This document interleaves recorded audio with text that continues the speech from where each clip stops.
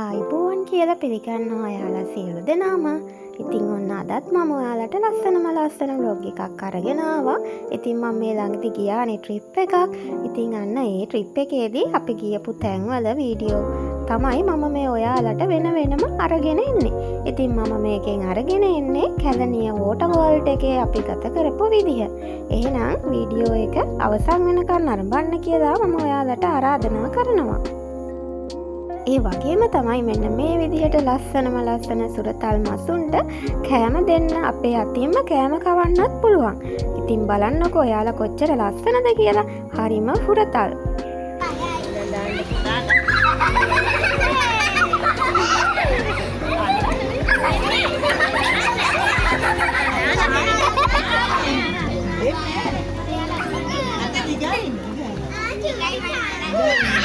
ඉතින් ඊට පස්සේ අපිට ඉස්සරහට බලා ගන්න පුළුවන් මෙන්න මේ වගේ ටැංකි වල ඉන්න ලස්සන ලොකු කුඩා මාළු වර්ග.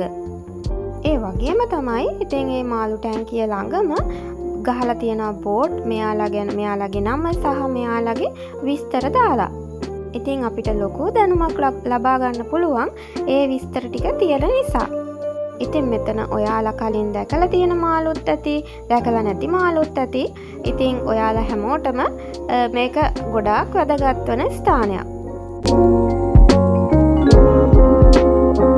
ගෙදරක වුණත් මාළු ටැංකියක් තියෙනවා නම් ඒක හොඳයි කියලා ඔයාලා අහලා ඇතිනේ නේද?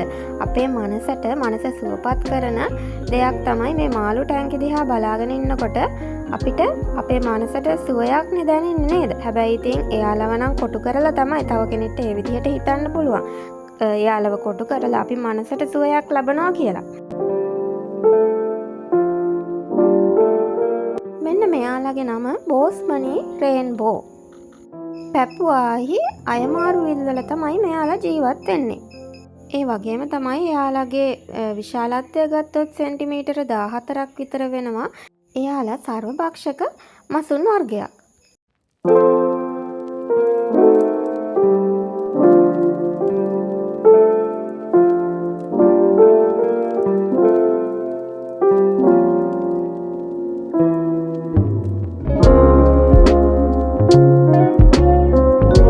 ඊට පස්සේ අපි ඒ ටික නරඹලා ඉස්සරහට යනකොට රේන් ෆොරස්ට් කියලා මෙන්න මේ විදිහට කලාපයක් වෙන් කරලා තියෙනවා. ඒ කියන්නේ වැසි වනාන්තර කියලානේ නේද? ඉතින් එතනත් මෙන්න මේ විදිහට හරිම ලස්සනට ස්වභාවික විදිහටම නිර්මාණය කරලා තියෙනවා.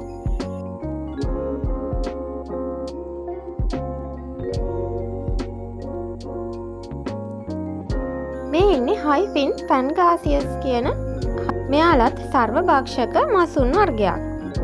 මෙයාලා ඉන්න කලාපය තායිලන්තය. ජයන්ට් ෆැන්ගාසියස් කියලත් මෙයාලට කියනවා.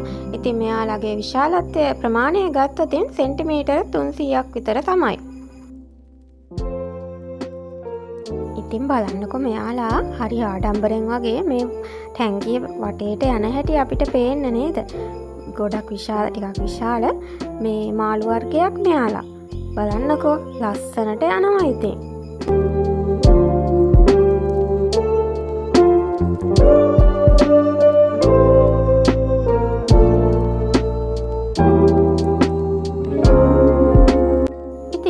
මෙයාලට කියන්නේ නියෝන් ටෙට්‍රා කියලා. මෙයාලා කුඩා මසුන් වර්ගයක්. බලන්නකො ඒ වුණාට හරිම ලස්සනයි නේද?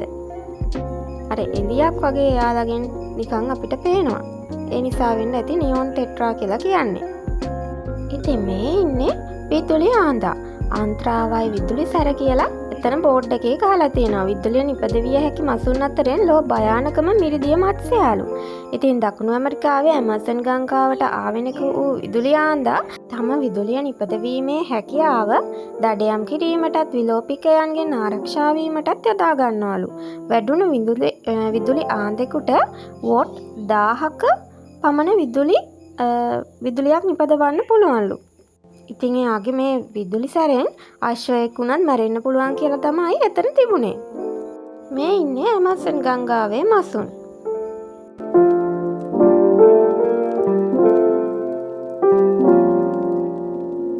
මේ ඉන්නේ ගිනිකොන දිග ආසියාවේ සිපරිනිඩ් කියන මත්ස්‍යයන්.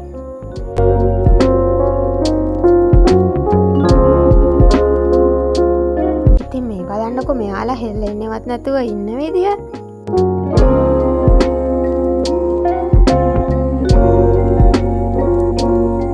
මේ ඉන්නේ අබා කියන මත්ස්‍ය වර්ගය. මෙයාලා ඉන්නේ අප්‍රිකාවේ නයිල් ගංගාවේ. ඉතින් ඒ වගේම තමයි මෙයාලා මාංශ භක්ෂක. ප්‍රමාණය සෙන්ටිමීටර් 150ක් විතර වෙනවා. එයාලට පුළුවන්ලු පිටුපසට ඉතාමත් වේගයෙන් පිහිනන්න.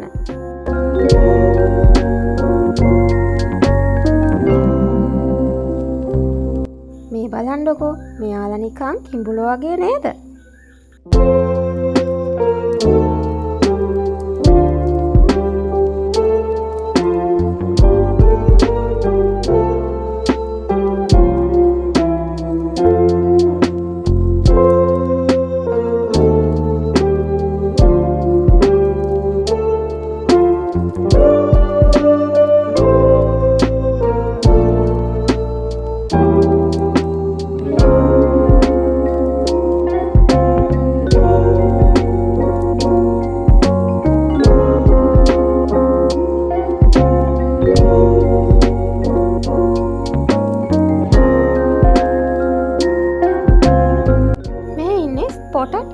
කියන මත්ස්‍යයන් වර්ගය. මෙයාලට තව කියනවා ග්‍රීන් ස්කැට්, රෙඩ් ස්කැට්, රූබි ස්කැට් කියලා කියනවා. විශාලත්වය සෙන්ටිමීටර 30යි. ඒ වගේම මෙයාලා සර්වභක්ෂක. මෙයාලා ඉන්නේ ඉන්දු පැසිෆික් සාගරයේ. ඉතින් මෙයාලා විවිධ වර්ණ වලින් ඉන්නවා. ඒක තමයි අර රූබි, ග්‍රීන්, රෙඩ් කියලා කියන්නේ මම හිතන්නේ. මෙන්න ජිරාෆ්ලා වගේ මාළු జాතියක්. ජිරාෆ්ලාගේ වගේ ඇඟේ වෛරන් තියෙනවා.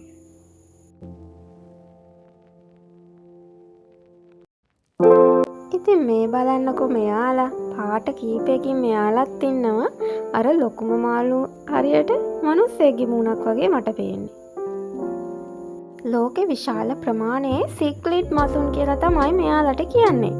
ප්‍රමාණය සෙන්ටිමීටර 30යි. ඒ වගේම මෙයාලා සර්වභක්ෂක.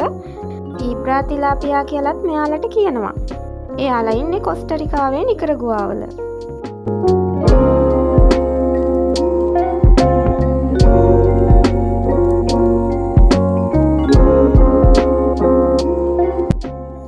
දැන් මෙච්චෙල්ල බැලුවේ ගංගාවල් වල එහෙම ඉන්න මිරිදිය මත්ස්‍යයින්.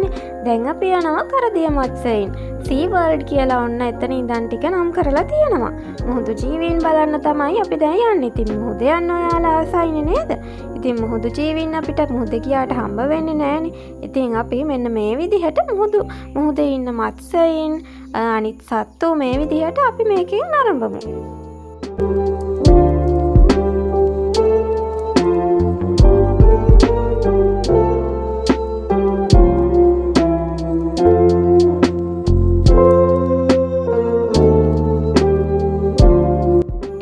දැකලා තියෙනව නේද ස්ටාර්ෆිෂ්ලා රූපවලින්? මේ ඉන්නේ ඇත්තටම ස්ටාර්ෆිෂ්ලා. කෝරාන් ඒන්ජල් ෆිෂ් කෙනෙකුත් මෙතන ඉන්නවා.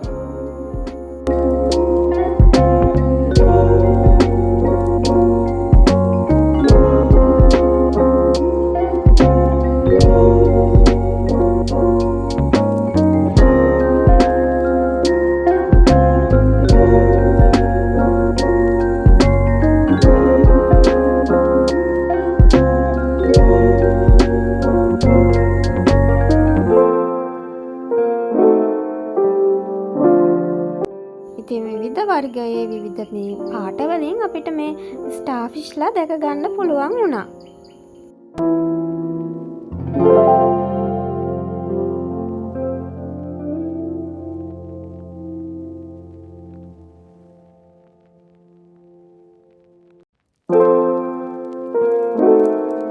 ඉතින් මේ බලන්නකො මෙයාගේ ලස්සන සාරියක් ඇඳලා වගේ යාගේ මේ වරල්.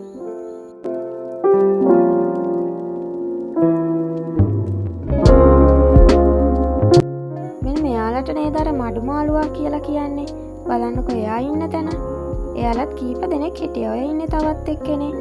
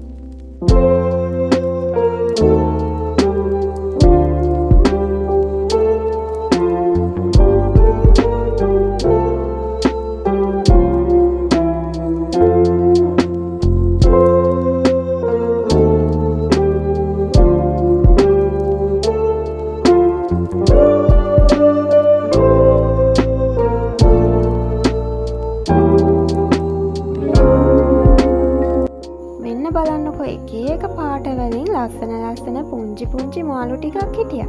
අන්න එයාලා දිහා බලාගෙන ඉන්න ආස හිතෙනවා. කොළ පාට, රතු පාට, රෝස පාට, කහ පාට. ඉතින් එක එක වර්ණ වලින් මෙයාලා හිටියා.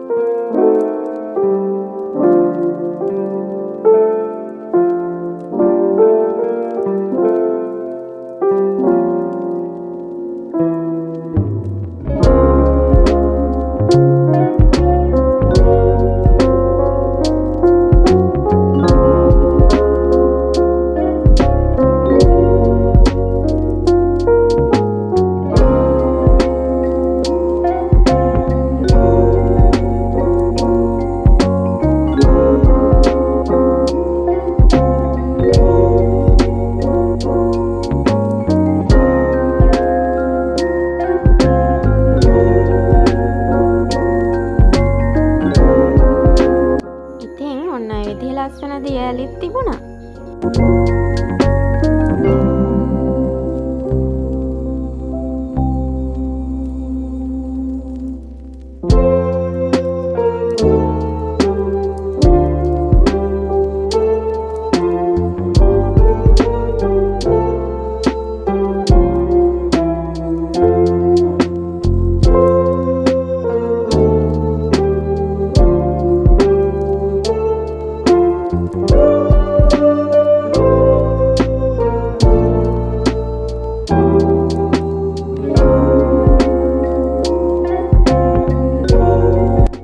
මේ තැන්වල මෙයාලගේ විස්තරයි මෙයාලයි අපිට ඔක්කොම වීඩියෝ කරගන්න ෆොටෝස් ගන්න බැරි වුණා. මොකද අපි තවත් තැන් කීපයකට යන්න එක්කනේ ගියේ.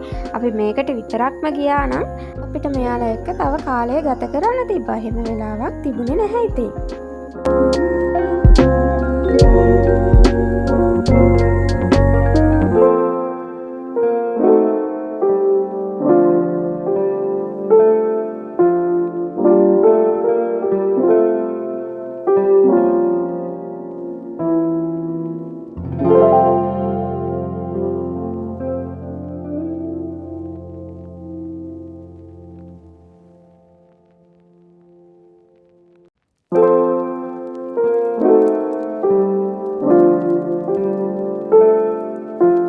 ඉතින් අන්ඩර්වෝටර් ටනල් එකකුත් මේකේ තියෙනවා. ඉතින් මෙන්න මේ විදිහට උමගක් ඇතුලෙන් ගිහිල්ලා ඒකෙන් අපිට ලස්සන මාළු බලන්නත් අවස්ථාව දෙනවා.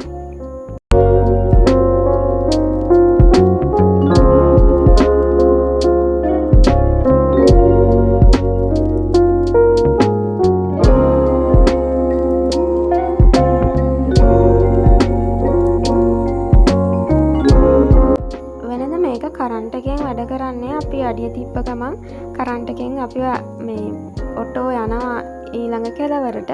හැබැයි එදා එතන ඒක වැඩ කළේ නැහැ. ඉතින් අපිට ඇවිදගෙන තමයි මේක යටින් ගිහින් බලන්න තිබුණේ.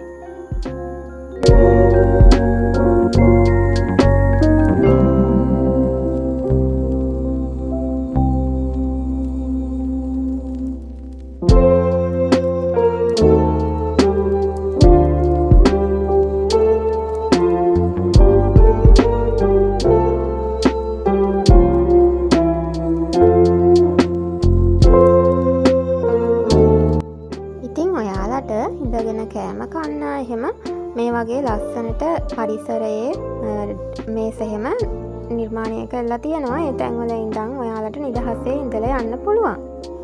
ඉතින් අපිට මාළු බලලා මේ විදිහට බර්ඩ්ස් පාක් එකක් තියෙනවා. ඒකට ගිහිල්ලා කුරුල්ලෝ බලන්නත් පුළුවන්.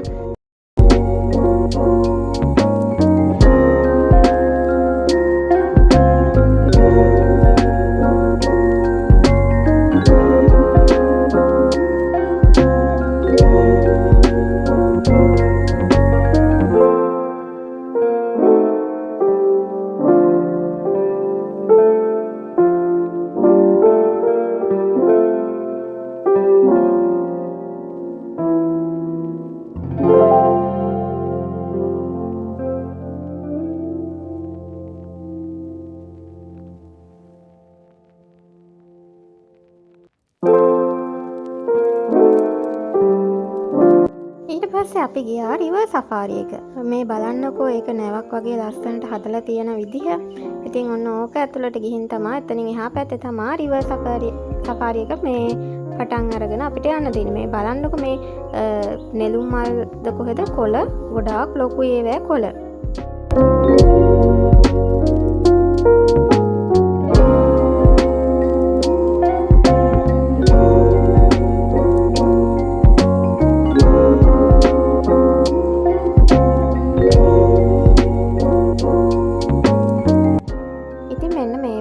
බෝට්ටු වගේ හදලා තියෙනවා. මේවා තමයි අපිට යන්න තියෙන්නේ රිවර් සෆාරි එක. ඉතින් එහෙනම් ඔයාලත් අපිත් එක්ක එකතු වෙලා ඉන්න.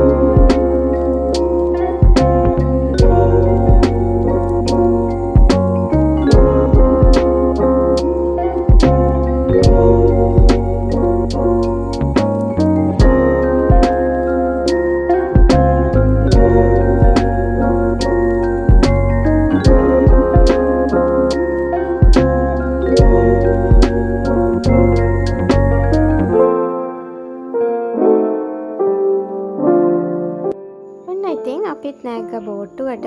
එක දිගට බෝට්ටු 5ක් විතර තිබුණා එකට සෙට් කරලා. ඒ බෝට්ටු වල තමයි යන්න තියෙන්නේ. ඉතින් අපිට කලින් බෝට්ටු 5ක් විතර ගියා. ඊළඟ බෝට්ටු 5න් බෝට්ටු 2ක තමයි මේ යන්නේ.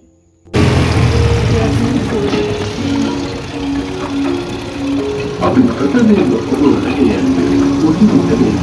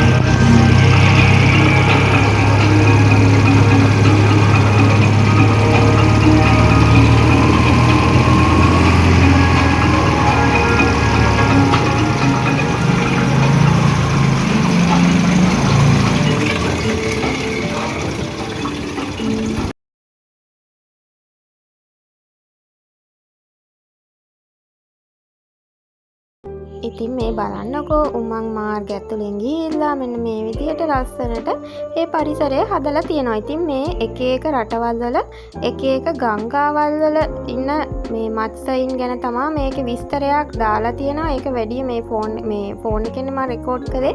ඒකට ඇහෙන්නේ නැහැ. ඒකයි මේ විදිහට දාන්න උනේ. නැත්තම් මේ අපිට යන ගමන් මේකෙන් යාලා විස්තර කියනවා මේ කොටසේ ඉන්නේ මේ කලාපයේ ඉන්නේ මේ රටේ මේ ගඟේ ඉන්න මාළු අරක මේක කියලා ඒ විදිහට කියනවා.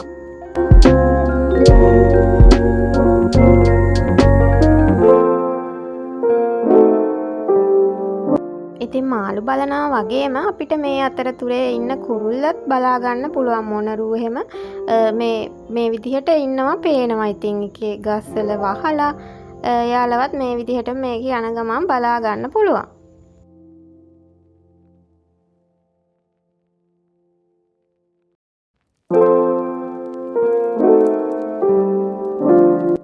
ඉතින් ඔන්න ඔය විදිහට තමයි අපේ රිවර් සෆාරි එක අවසන් වුණේ.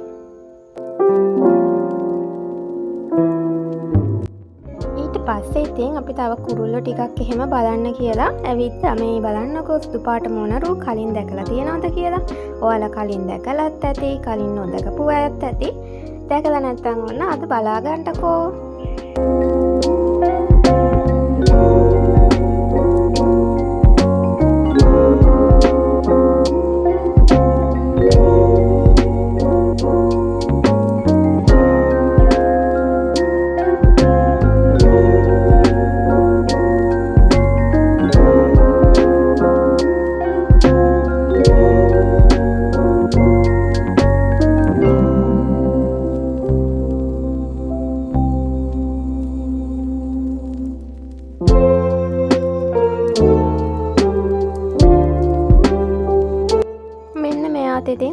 ලස්සනයි. මෙන්න මේ විදිහට එයත් අපිට පේන්න ආඩම්බරෙන් හිටියා මේ විදිහට කූඩුවේ වහලා. ඉතින් මං කලින් පෙන්නුවේ ඒත් ගිරවෙක් ඉරව්. ඔව් එයාලත් ඉතින් හරි ලස්සනයි ඉතින්. ඉතින් මේ වීඩියෝ එකට මම හිතනවා ඔයාලා ආස ඇති කියලා මේ වගේ තවත් ලස්සන වීඩියෝ නරඹන්න. මගේ channel එකත් එක්ක දිගටම රැඳී ඉන්න කියලා ආදරෙන් මතක් කරනවා. ඒ වගේම මයකට like කරන්න, comment කරන්න, subscribe කරන්නත් අමතක කරන්න එපා. ඉතින් මේ වීඩියෝ නරඹපු ඔයාලා සියලු දෙනාටම ගොඩාක් ස්තුතියි. නැවත දවසක ආයෙ ලස්සන වීඩියෝ එකකින් මං ඔයාලව හම්බ වෙන්න එන්නම්. එතකන් ඔයාලා සියලු දෙනාටම සුබ දවසක්.